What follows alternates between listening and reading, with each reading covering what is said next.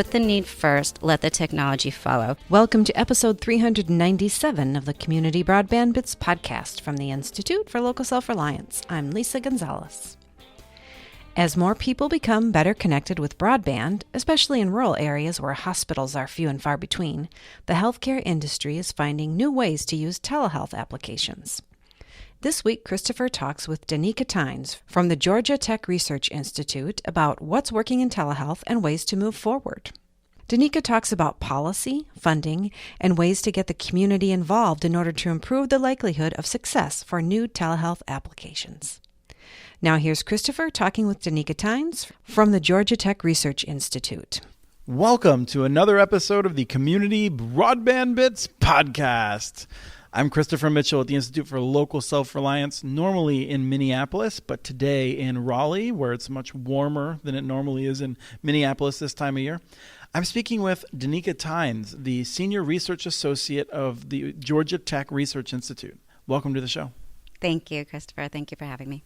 It's great to have you here. I'm still in North Carolina. We're here at the NC State, where the Institute on Emerging Issues is having a conference, the Reconnect, part of the Reconnect series, in which we're talking about today technological opportunity. Your specialty is telehealth, and I'm very excited to dive into this, to talk about what's happening today, where we're going, and your panel, which is going to be about what's possible in the best future that we could have, in which we all have great access and everyone is connected. I think it's going to be a great panel, and I recommend people go back and stream it once they listen to this interview. But I'd like to first ask you to just tell me about the Georgia Tech Research Institute, please. GTRI, Georgia Tech Research Institute, is an arm of Georgia Institute of Technology. So it is focused on how to innovate in different organizations. They do a lot of Department of Defense work, of course. Right now, one of the projects that I'm working on is to modernize the Medicaid management information system. And so we're building the systems platform, and we're taking it into the cloud. And what that does, it allows for more modularity, better competition amongst vendors, as well as more scalability. And so when we take solutions into the cloud, we're also reducing the cost to taxpayers. And so we're bringing innovation to how we do common things like support our Medicaid and Medicare populations. Wonderful. And I just have to say, probably some of the most important stuff.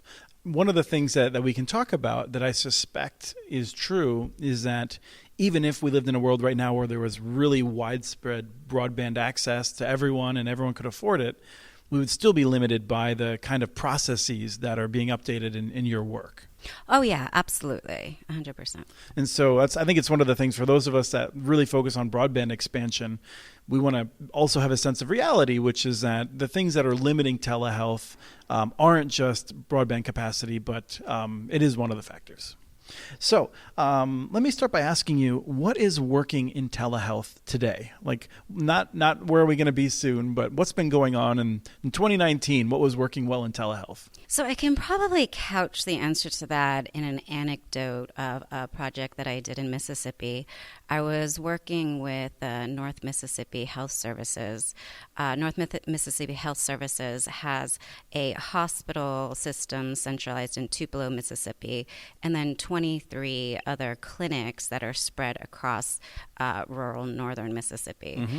And so this hub and spoke model made them a really great candidate for a telehealth solution because they had the infrastructure as well as the specialists needed in the urban center in Tupelo that would benefit the rural population. Our first case, our first patient who came through this program, she was a diabetic patient. She lived about an hour and a half from Tupelo.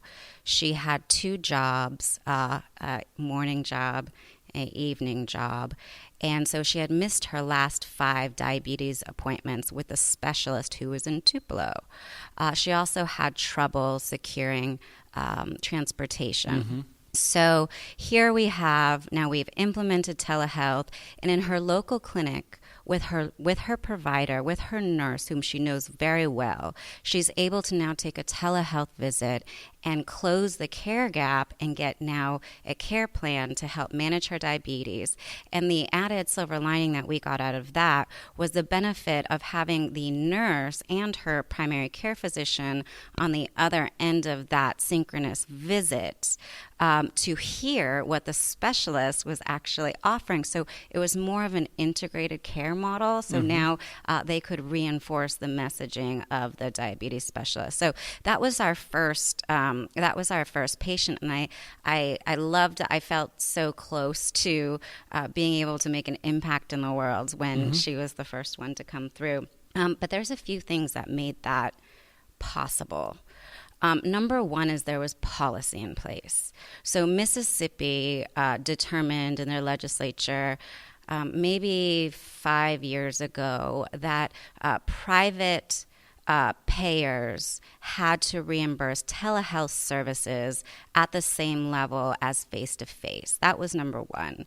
That is not a federally mandated thing. It is encouraged by CMS. CMS has models in place for telehealth reimbursement, but it's up to the states to adopt their own legislation in that regard and allocate those funds. So that was the first thing that was in place. And it's a wonderful. We live in a world of abbreviations in telecom, but what is CMS? Centers for Medicaid and Medicare Services. And so, we have a huge population that benefits from Medicaid and Medicare services. And many of those populations are found in rural areas or even urban areas. And to that extent is if we are offering a technological service that we don't want to edge out those who are benefiting from a federal health care plan, right? Right. And then just for people who aren't as familiar, Medicaid, a lot of children get coverage through Medicaid, a lot of people who are disabled, it's a vulnerable population typically. And so these are the people who often have the hardest trouble getting to Tupelo or another major population center where you may have the specialists. Right, and frankly, I don't know what the person of Mississippians is leveraging those federal programs, but I think despite where you live, whether it's Jackson or, outside of Jackson, I think that it's probably a high percentage. And so you don't want to further marginalize those who participate in that program by offering services that they can't benefit from. Right. Now, you were saying number one was policy that made this happen. What's the second thing? Funding. Funding, right? So North Mississippi Health Services, they obtained a large grant for their startup costs. They also had the hospital that was able to pick up some of the funds and allocate the resources, like the IT department needed to shift over their resources to help make this happen. So I think having financial resources up front is really huge. One of the first things that we did to identify the feasibility of telehealth, because it's not feasible everywhere. And I'll come back around to my recommendation for when to adopt telehealth and when not to. Okay. Because there are cases of when not to. We get really excited about telehealth as a silver bullet. But funding was really important. And one of the things that we did before we went out to before we implemented all of the sites is we kicked the tires on their broadband. Was the broadband fast enough? Could it detract from the experience of telehealth? If you're having now a same time real visit kind of over video with your physician and you get cut off, that's going to take away from your appreciation of the experience. It may make you distrust technology, and now you're moving in the wrong direction of where you want to go. So I think having the proper funding in place to have all of those fundamental things, the technology, we had to buy carts to provide telehealth. So we would take the carts into the provider area, so into the clinics or into the skilled nursing facilities, and we would post them there. And then we had the peripherals, so you could hear the heartbeat, you could listen into, the mouth, into the ears. And, one of the responses from the physicians was, wow, these peripherals offer such an amazing amazing option for me that gives me better results than in my naked eye, right? Because they can take pictures and so forth. So, and record it too that's exactly right. The other thing is that they had the infrastructure in place. So the network already had electronic health records implemented, and so they were able to interface these two technologies. I found this out a long time ago working with University of Texas Medical Branch. They tried to implement telehealth without having their EHR, their health records in place. Well, that's really disruptive to the visit. So you don't want to not look someone in the eye, a patient in the eye, because you're here talking about, their health, right? So you want to be present with them. Well, without an electronic health record, you have to look down and flip through a chart. And so having a setup where the physician can actually look at the patient and kind of glance over to the side to look at the chart is really helpful, so that it maintains that connection, since we are now talking through a TV, essentially. Right. I think as well, another thing that was really important to have in place and to make that successful was the training. And in the conference today, we talk about workforce readiness and inclusion and literacy. And I think that was really, really key in making that rollout successful, is that along the way, we engaged all of the appropriate stakeholder communities, the providers, the patients, those in the community. We actually put out articles in the newspaper so people could start talking about it. And, some of the providers thought, hey, are you going to take away our jobs? Right. Yeah, I can imagine that. Right? Is this why you're taking away our jobs? And so it was really interesting, some of the perceptions we heard back in advancing the conversation and opening up the communications. And so it was, no, actually, we're here to help you do your job better and help you keep your community healthy. We had, IT departments that were just kind of going, well, this is just one more fancy thing that they're throwing on us. Didn't get it. Right. They're not gonna call you when something breaks, right? That's right. Or, and now you have to change all the way that you do billing. You have to update that into the system. You have to create a code because now this is a telehealth visit, right? So you have all of these considerations of who are the stakeholders who are impacted. And then, of course, the patients. Well, I don't even like going to the doctor in the first place. And now I have to use this technology thing that I'm not comfortable with. And indeed, we did do surveys subsequent to the rollout to understand the level of satisfaction or frustration of using telehealth. And the satisfaction level was, just as high, if not higher, as in-person visits.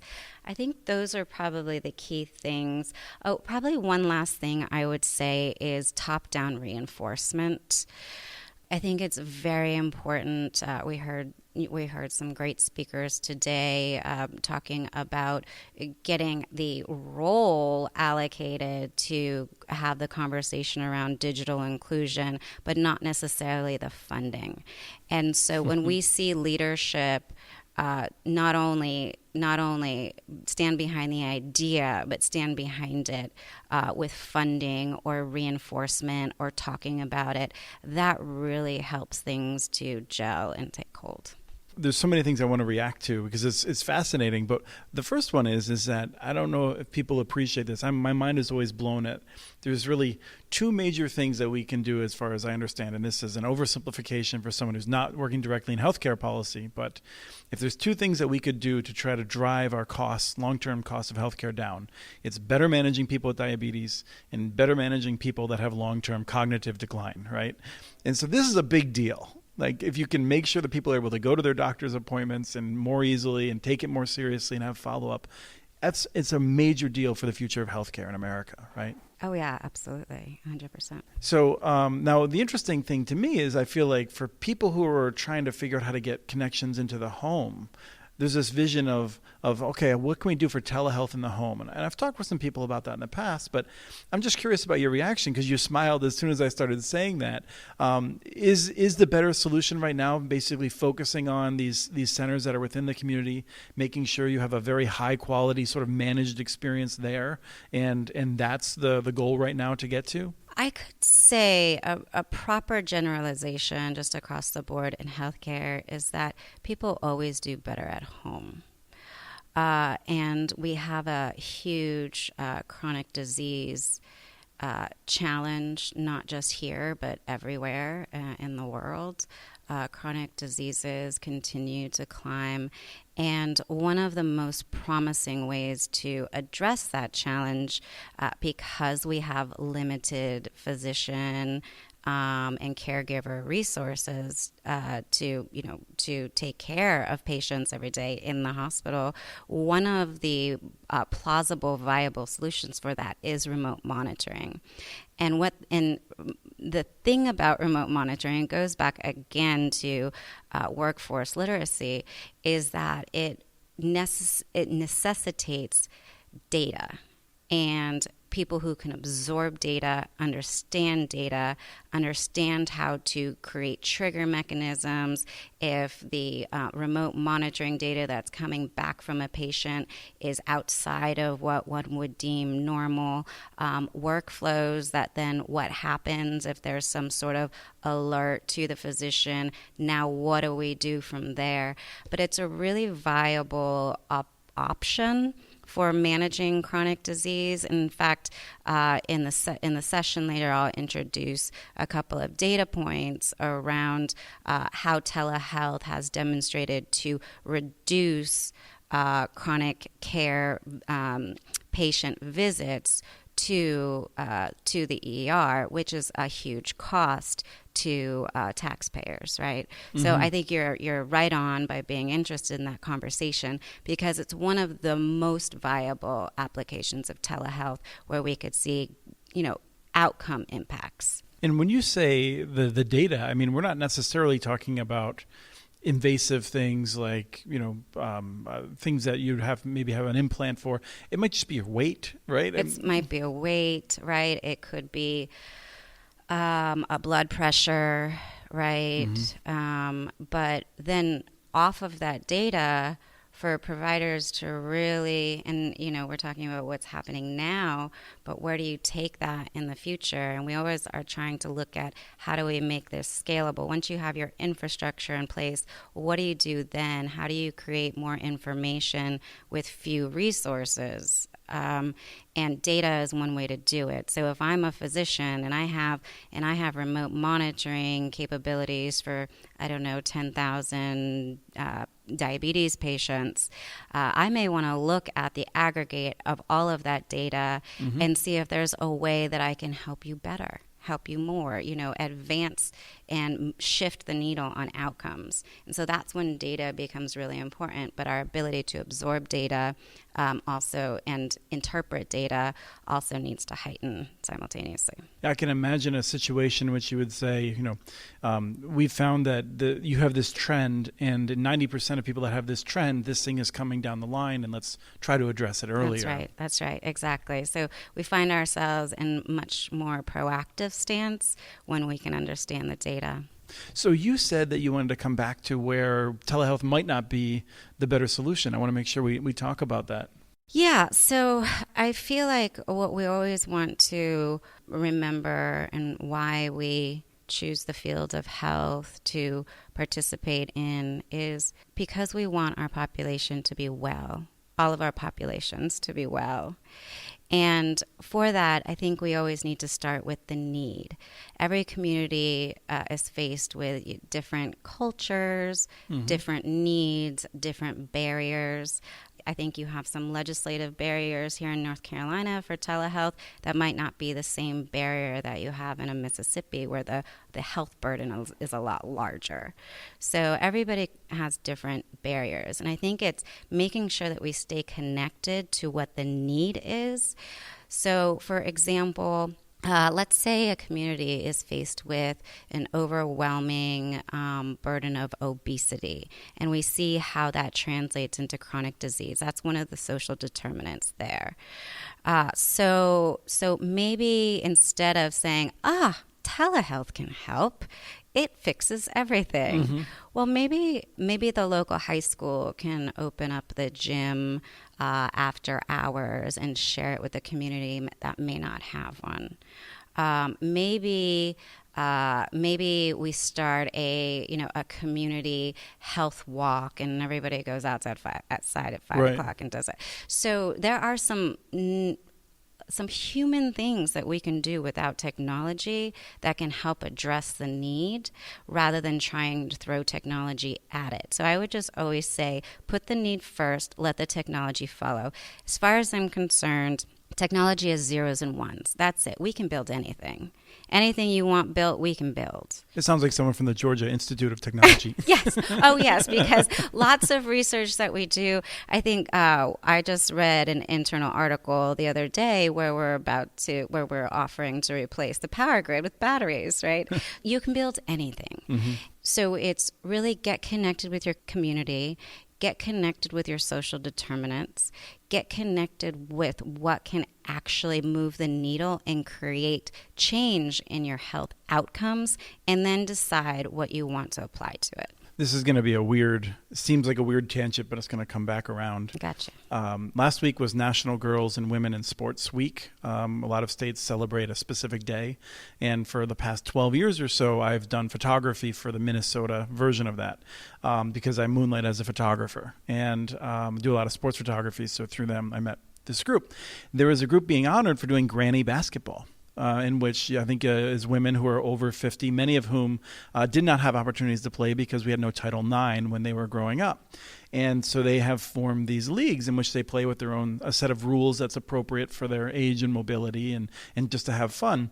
And, what you were saying about telehealth, just the costs of establishing granny basketball leagues are such that if you prevent one person out of probably 20 teams from developing a health problem, that has paid for it. And yet these granny basketball leagues are looking for grants sometimes to be able to get court time and things like that. And so, I think it's really important to think about these things about being creative and not just saying telehealth, but to recognize that we need to, figure out how to make people more active in a lot of ways. Right. Yeah. We don't want it to become this buzz thing. And like I said, the more times we try to apply a technology that isn't appropriate for its application, the more distrust we have in technology. And that's opposite the direction we want to go. Right. Yes. And one of the things that we talk about in health is that the cost of building broadband networks, roughly in rural North Carolina, I think you could assume it's on the order of, $2,500, $5,000, depending on one-time cost to connect a home with a fiber optic network. And it sounds like a lot of money. In the healthcare field, it's not a lot of money. And so I just feel like it's useful to break these frames of reference. We get caught of thinking about what is a lot of money in healthcare. Millions of dollars is a lot of money per person. So anyway, I appreciate that, the context of how to think about these things. So I feel like in telemedicine, a lot of us, I certainly do immediately think rural solution. But I'm guessing there's urban implications for telemedicine as well. And I'm curious, what are we overlooking there? Hugely. So where telehealth has evolved to is it was an access gap closure tool initially. And now I read articles literally every day of new applications of telehealth. This morning, an article came out about applying telehealth to reduce physician burnout. Go figure. Mm-hmm. So now it's not just about closing physical access gaps to care like rural, urban. Now it's about education. It's about asynchronous. So you have synchronous, same time, real time telehealth, and asynchronous, which is it could be a slightly disjointed. Email, for instance. I have a non-emergency question for my doctor. Exactly. So non-synchronous. So both of those types are being fully leveraged in so many different and innovative ways that the application of telehealth is not just for the rural community. Mm-hmm. Where I think you'll see a huge impact, though, is in the rural community, similar to the first anecdote I offered up about Mississippi and the diabetic patient who couldn't access her care, and now she can. And so it's so easy to see the impact of that. But then as you start kind of expanding, it's basically television, right? It's just two-way communication between individuals. And so we can solve all the problems of the world that way, right? I don't think that rural health is now the driver for telehealth, but it is certainly a tried and true and viable application for it. Yeah, when you put it like that, it's this situation, we used to e-games, e-this, e-that, and then over time, it's not e anymore. It's just what is. And in 10 years, there's not going to be telehealth. There will be health, right? That's exactly right. And, I offer up telehealth. It's really an adjunct to health care. And when it works well is when it becomes part of how we do business. Mm-hmm. It's not just this kind of side appendage that's a fun project over here, but it's just part of the workflow. It's what we do. And eventually it will look like that. So let me ask you, is there anything you want to wrap up with? Yeah, absolutely. So just a quick story about how I've used telehealth is that there's an app called Doc on Demand. I was driving through rural Mississippi and I was feeling a cold coming on. And so I pulled over to the side of the road and I went online. I logged into the app and I had an immediate appointment available. It cost me $40. I was out of pocket, but I was in the middle of Mississippi. Mm-hmm. And so what else could I do? And so they said, okay, we can, give you a prescription for this medication. Where's your nearest pharmacy? So I let them know the address of the nearest pharmacy. I just pulled up to one. Right. And so they called in my prescription right then, and I was able to go. And then I was able to go about my day working. And so it was a real satisfier for how I went about my day. I wasn't standing on lines. I wasn't waiting in a doctor's office. Searching Yelp for the closest doctor. Exactly. I wasn't trying to find, the closest pharmacy. They kind of told me where I was and what I needed to do. And so under circumstances like that, I think that can save us so much time, save families so much time, going to doctor's offices, taking their kids out of school. I think as we start to get more comfortable with the technology, we're going to actually see that becoming our new reality. Great. Thank you so much. Thank you. That was Christopher talking with Danika Tynes from the Georgia Tech Research Institute. They were discussing telehealth and how it's making healthcare more accessible for more communities.